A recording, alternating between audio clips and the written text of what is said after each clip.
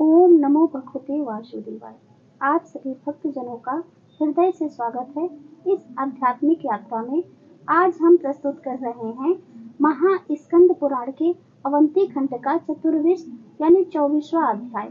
यह अध्याय हमें भगवान वाल्मीकि की तपस्या, बलकेश्वर तीर्थ की महिमा और द्वादशी तिथि के व्रत के महत्व से परिचित कराता है।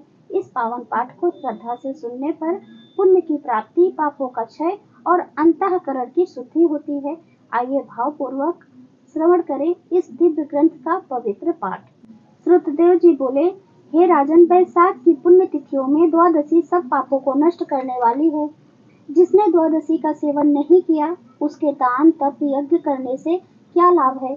जो फल गंगा जी पर ब्राह्मण को गौदान करने से मिलता है, वही फल द्वादशी को योग्य ब्राह्मण के साधारण दान करने से मिलता है। जो तुलसी के कोमल पत्तों से द्वादशी के दिन भगवान की पूजा करता है, वह अपने 7 कुलों का उद्धार करता है। गंगा पर दुर्भिक्ष में करोड़ों मनुष्यों को प्रतिदिन भोजन देने से जो फल मिलता है, वह फल द्वादशी को एक ब्राह्मण को भोजन देने से मिलता है। जो द्वादशी को थोड़ा सा भी अन्न ब्राह्मण को देता है, उसे कोटि ब्राह्मण भोजन का फल मिलता है। जो मधु सहित द्वादशी को तिल के पात्र का दान करता है, वह संसार के सब बंधनों से छूट जाता है। जो शुक्ल पक्ष की एकादशी की रात्रि को जागरण करता है, उससे सब देवता प्रसन्न होते हैं और वह मोक्ष पाता है। करोड़ों सूर्य और चंद्र ग्रहण के समय जो फल मिलता है, वही फल एकादशी को प्रातः काल स्नान करने से मिलता है। जो कोई बैसाख की द्वादशी को बछड़े सहित गौ का दान करता है, वह अपने करोड़ों कुलों का उद्धार करके विष्णुलोक का अधिकारी होता है। जो इस दिन यम, पितृ, राजा, गुरु, देवता और विष्णु भगवान के निमित्त दक्षिणा सहित जल का घड़ा दान देता है। जो द्वादशी के दिन शालिग्राम की मूर्ति का दान करता है, वह संपूर्ण पापों से छूट जाता है तथा ग्रहण के समय गंगा जी पर सप्तदीपवती पृथ्वी का करोड़ों बार दान का फल पाता है। द्वादशी को जो भगवान को दूध से स्नान कराता है, उसे राजस्व और अश्वमेघ यज्ञ का फल मिलता है। त्रयोदशी के दिन जो दही, घृत, शक्कर और मधु पंचामृत से भगवान को स्नान कराता है, वह अपने सब कुलों का उद्धार करके विष्णु लोक को जाता है। सायंकाल को ककड़ी दान करने से उसके रस के प्रताप से सब बंधनों से मुक्त हो जाता है। जो कोई ईख या आम आदि फल का दान करता है, उसका वंश 100 पीढ़ी तक सुखों को भोगता है। द्वादशी के दिन जो चंदन का दान करता है, वह सब प्रकार की व्याधियों से छूट जाता है। वैशाख शुक्ल पक्ष की द्वादशी को जो भी दान किया जाता है, वह अक्षय धन का दान करने वाला होता है। वह अत्यंत मंगलकारी है और इसके सुनने मात्र से सब पापों का नाश हो जाता है। कथा प्रसिद्ध है कि कश्मीर देश में देवव्रत नाम का एक ब्राह्मण था। उसकी मालिनी नाम की एक पुत्री थी। वह कन्या सत्यशील नाम वाले विद्वान ब्राह्मण के साथ ब्याही गई। वह उसके साथ विवाह करके अपने साथ वह उसे एवन देश में ले गया। वह मालिनी अत्यंत दुष्टा थी। वह रूप एवन वाली कभी भी अपने पति को प्रिय नहीं हुई। उस निष्ठुर ने सदैव अपने पति को वश में रखने के लिए दूसरी स्त्रियों से वशीकरण मंत्र पूछा। उन्होंने कहा, हमने अपने पति को वशीकरण औषधि से वश में कर लिया है। तू भी योगिनी के पास जा, वह तुझको दिव्य वशीकरण औषधि देगी। तेरा पति अवश्य तेरे वश में हो जाएगा। उसके कथनानुसार वह योगिनी के मंदिर में गई, जहाँ पर कुटी में 100 स्तंभ बने हुए थे। कुटी अति कीर्तिमान थी। उसके चारों तरफ झालरदार कपड़ा लगा हुआ था, जिसमें गोटा किनारी शोभायमान हो रहा था। बड़ी बड़ी दीवारों में चारों तरफ सफेदी हो रही थी। दीपक जगमगा रहे थे।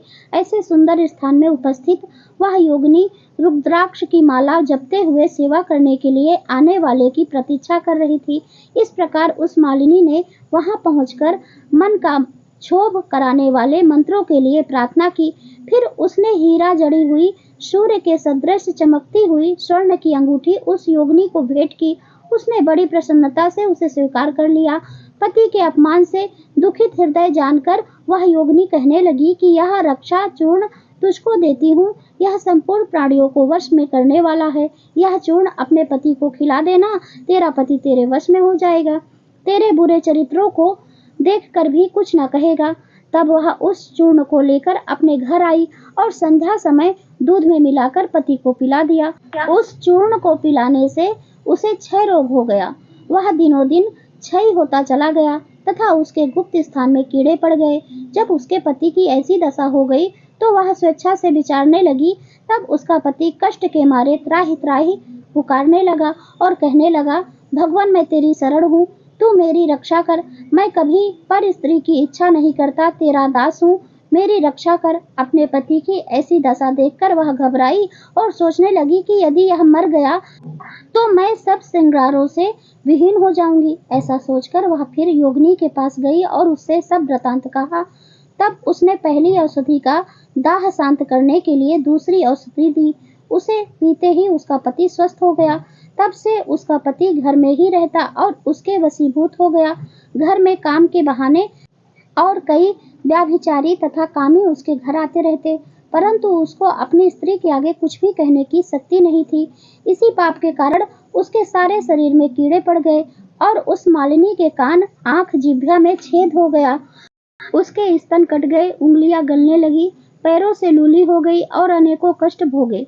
कुछ दिनों पश्चात वह दुखी होकर मर गई और नरक भोगने लगी। 15,000 वर्षों तक ताम्रभाड़ नाम नरक में दग्ध होती रही। फिर 100 जन्म तक कुत्ते की योनि में पड़ी रही। नाक कट रही है, कान फट रहे हैं, मस्तक में कीड़े पड़ रहे हैं, पूंछ कट गई, टांग लगड़ी हो गई तथा योनि में कीड़े पड़ गए। इस प्रकार उस जन्म में भी अनेक क्लेशों को सहती रही।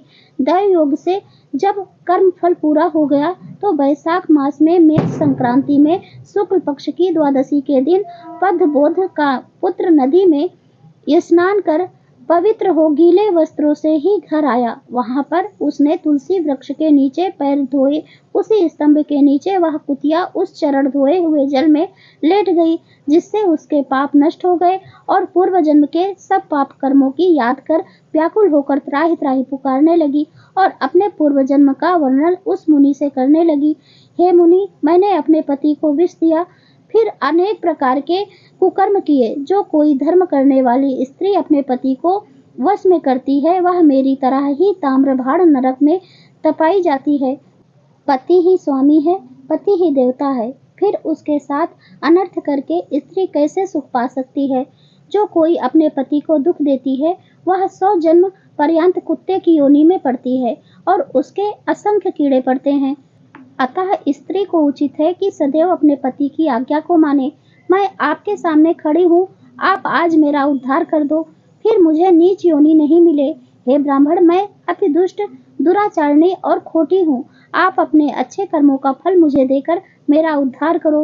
वैशाख शुक्ल पक्ष में पुण्यों को बढ़ाने वाली द्वादशी के दिन स्नान, दान आदि अन्य तथा भोजन आदि का जो सुकृत आपने किया है वह मुझे दे दो, तो मेरी मुक्ति हो जाएगी। द्वादशी के दिन जो मनुष्य घर में स्नान करता है उसको भी सब तीर्थों का फल मिलता है।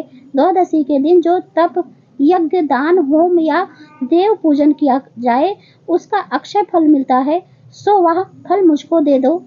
त्रयोदशी को उसका पारण करता है, उसे अवश्य मोक्ष मिलता है। सो हे महाभाग्य, मैं दीन हूँ, अत्यंत दुखी हूँ, आप मेरी रक्षा कीजिए। मैं आपके द्वार पर रहने वाली कुतिया हूँ। यह तिथि ब्रह्म हत्या, गो हत्या और करोड़ों अगम से अगम व्याभिचार को भी दूर कर देती है। हे महामुने, इस तिथि को आपने जो महापुण्य किया है वह मुझको देकर मेरा उद्धार करो। मैं अत्यंत दीन हूँ, मेरी रक्षा करो। हे द्विजवर, मैं आपको नमस्कार करती हूँ। ऐसे वचन सुनकर वह मुनि पुत्र कुतिया से बोले, अपने किए हुए अच्छे और बुरे कर्मों का फल मनुष्य सुख और दुख के रूप में अपने आप ही अवश्य भोगता है। तुझ दुराचारणी ने अपने पति को चूर्ण आदि द्वारा वशीभूत किया। साधु के प्रति जो पाप करता है वह पाप उसी को दुख देता है। पापी के लिए जो मनुष्य कुछ करता है वह पाप और पुण्य दोनों को नष्ट करता है। जैसे मिश्री मिला दूध सर्प को पिलाने से सर्प का विष बढ़ता ही है, कम नहीं होता। मुनि के ऐसे वचन सुनकर कुतिया दुखी होकर ऊंचा मुख करके जोर जोर से पुकारने लगी और उसके पिता पद्मबोध से कहने लगी, मैं आपके द्वार पर रहने वाली कुतिया हूँ और आपका जूठा टुकड़ा खाती रहती हूँ। मेरी रक्षा करिए, क्योंकि साधु महात्मा और गृहस्थों को जो उसके द्वार पर उसकी शरण में पड़े रहते हैं, उनका उद्धार करना परम कर्तव्य है। जो अपने पाले हुए जीवों और रोगी का उद्धार नहीं करते, वे अवश्य नरक को जाते हैं। ऐसा मैंने विद्वानों से सुना है। सारे संसार को रचने वाला वह एक ही भगवान है। वह सबको रचकर अनेक प्रकार से उनकी रक्षा करता है। अतएव अपने पाले हुए की रक्षा करना भगवान को भाता है। जो भगवान की आज्ञा नहीं मानता, वह अपना सर्वस्व नष्ट कर नरक का वासी होता है। आप दयालु हो, आपका यह परम कर्तव्य है कि आप मेरा उद्धार करो। ऐसे कुतिया के वचन सुनकर पद्म बोध घर के बाहर आया और पूछने लगा कि क्या बात है। तब उसके पुत्र ने सब कथा वर्णन किया। पुत्र के वचन सुनकर वह विस्मय के साथ कहने लगा कि मेरा पुत्र होकर यह क्या कहा। साधुओं को ऐसे वचन कहना उचित नहीं है। संपूर्ण प्राणी परोपकार के लिए ही है। चंद्रमा, सूर्य, पवन, पृथ्वी, अग्नि, जल, चंदन, वृक्ष और महात्मा सभी परोपकार में लगे रहते हैं। दधीचि ऋषि ने दैत्यों को अति बलवान जानकर अपनी हड्डियां निकालकर देवताओं को दे दी थी। जब भूखे बाज ने कबूतर को पकड़ लिया तो राजा शिवी ने अपना मांस काटकर बाज को दिया था। जीमूत राजा ने गरुड़ के लिए अपने प्राण दे दिए। इसलिए विद्वान ब्राह्मण को तो सब पर दया करना चाहिए। क्या मेघ शुद्ध स्थान पर ही बरसता है, अशुद्ध पर नहीं बरसता? क्या चंद्रमा चंडाल के घर में प्रकाश नहीं करता? जैसे कीचड़ में फंसी हुई गौ को बाहर निकालते हैं, उसी प्रकार इस कुतिया के दुख को दूर करना उचित है। इस प्रकार अपने पुत्र को समझाकर कुतिया से कहने लगा कि मैं तेरे निमित्त प्रतिज्ञा करता हूँ कि तू मेरे द्वादशी के पुण्य से समस्त पापों से छूट जा और विष्णु लोक को जा। श्रुतदेव जी बोले, हे राजन, वह कुतिया अपने शरीर को त्याग कर दिव्य वस्त्र आभूषण पहनकर सूर्य के समान तेज वाली तथा सावित्री के समान हो ब्राह्मण की आज्ञा मान चारों दिशाओं को प्रकाशित करती हुई वह स्वर्ग में जाकर अनेक प्रकार के भोगों को भोगती है। वैशाख द्वादशी के प्रभाव से वह उर्वशी नाम की अप्सरा श्रेष्ठ अंगों वाली तथा देवताओं को प्रिय हुई। जिस गति को योगी जनों के लिए पाना दुर्लभ है, उस गति को उस कुतिया ने प्राप्त किया। तब से ही मधुसूदन भगवान की प्यारी और पुण्यदायक यह तिथि संसार में प्रसिद्ध हुई है। इति श्री स्कंद पुराणीय वैशाख महात्म्य में नारद एवं अम्बरीश के संवाद में सुनी मोक्ष प्राप्ति नामक 24वां अध्याय संपूर्णम। तो दोस्तों, इसके आगे की कथा आप कल सुनिएगा। और दोस्तों, यदि वीडियो आज का अच्छा लगा हो तो लाइक कीजिए, शेयर कीजिए और चैनल को भी सब्सक्राइब जरूर कर लें यदि अभी तक आपने नहीं किया है तो। और दोस्तों, मोहिनी एकादशी 2025 में व्रत कब रखा जाएगा, इसकी वीडियो चैनल पर अपलोड हो चुकी है। पूजा विधि और बहुत सारी महत्वपूर्ण बातें उसमें बताई गई है। आप चाहें तो आप वीडियो देख सकते हैं। और दोस्तों, अब मैं मिलती हूँ अगले वीडियो में। तब तक के लिए नमस्कार और वीडियो देखने के लिए बहुत बहुत धन्यवाद। राधे राधे।